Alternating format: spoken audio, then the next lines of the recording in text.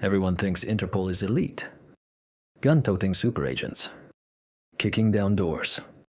Chasing assassins across rooftops. They are wrong. It is a bureaucratic meat grinder. It runs on secure databases and dirty politics. A keystroke ruins a life faster than a bullet. I will walk you through its 7 grueling ranks.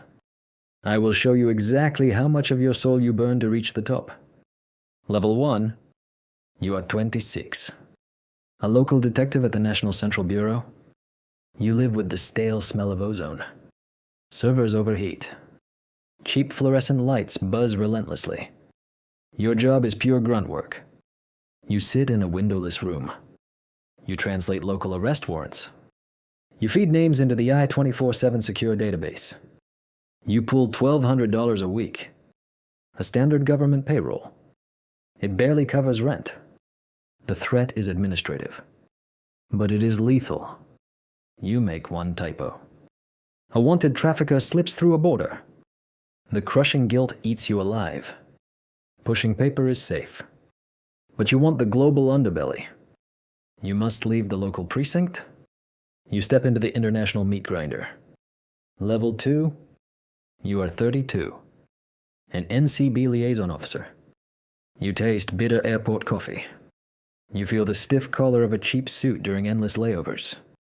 You are the middleman. You draft. You manage diffusions. You negotiate with stubborn foreign jurisdictions. You beg them to extradite your targets. Pay bumps to $85,000 a year. Mega per diem spadit. The risks mutate. You no longer fight criminals. You fight jurisdictional turf wars. Piss off the wrong local magistrate. Botch a high-profile extradition. Your career is buried under internal affairs inquiries. You move targets across borders. But to control the board, you must penetrate Lion. Level 3. You hit 38. You are an intelligence officer at the Command and Coordination Center in France. It is 3 in the morning. You stare into the hypnotic, sterile glow of massive tactical monitors. Your eyes burn. You do not make arrests. You connect dots. You watch real-time border hits. You feed raw intelligence to global strike teams. You take home a comfortable, tax-free expatriate salary. $130,000 a year. The moral rot sets in here. You process a legal, procedurally sound red notice.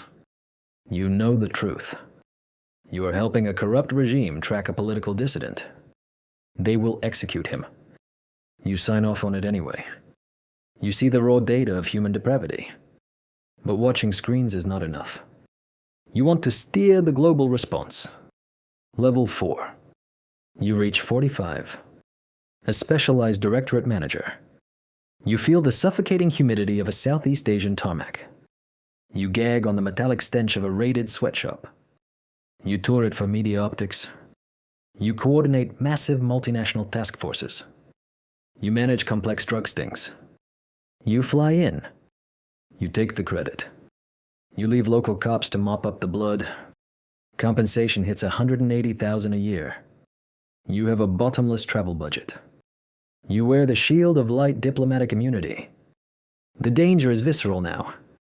A cartel leak compromises your task force. An undercover asset catches a bullet. It is your operational delay. You spend every night staring at the ceiling. You wait for the retaliatory strike. Managing operations gives you a taste of power. But true influence requires trading the field for politics. Level 5. You step up to Regional Bureau Chief at 51. You hear crystal glasses clink. They are full of single malt.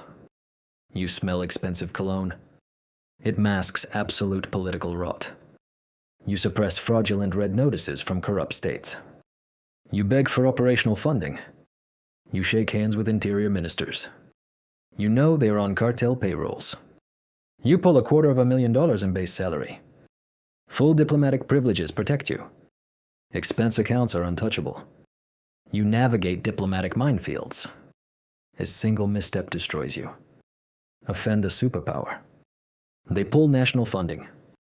You are quietly erased from the international policing community. You shake hands with the devil. But to wear the crown, you must write the devil's contracts. Level 6. You are elected to the executive committee at 57. You sit in a boardroom in Geneva. It is suffocating. It is soundproof. You feel the heavy, cold weight of a gold pen. You sign away your last principles. You approve massive budgets. You overrule data control commissions. It is politically expedient. You horse trade global security for crucial votes. You command over $400,000. Paranoia is your permanent shadow. Every phone call is encrypted. Every ally is an informant. You are a walking target. State-sponsored blackmail. Espionage. Character assassination by hostile intelligence agencies. You shape the rules of the game. But one chair is left. It demands the ultimate sacrifice. Level 7. You are installed as the Secretary General. You are 62. You experience absolute chilling isolation. It is the corner office. You stare down at the sprawling campus through bulletproof glass. You nurse a cup of tasteless black tea. You are the undisputed face of global policing. You manage the impossible demands of 200 member countries. You actively overlook state-sponsored atrocities. You do it to maintain access to crucial intelligence. You secure $600,000 a year. Your global leverage is unquantifiable. You trust absolutely no one. You sign a highly classified redacted file. It will disappear a man into a desert black site. You catch your reflection in the reinforced glass. You are the apex predator of global justice. Untouchable. Utterly alone. You close your eyes. You suddenly remember the stale smell of ozone. You see the overheating servers?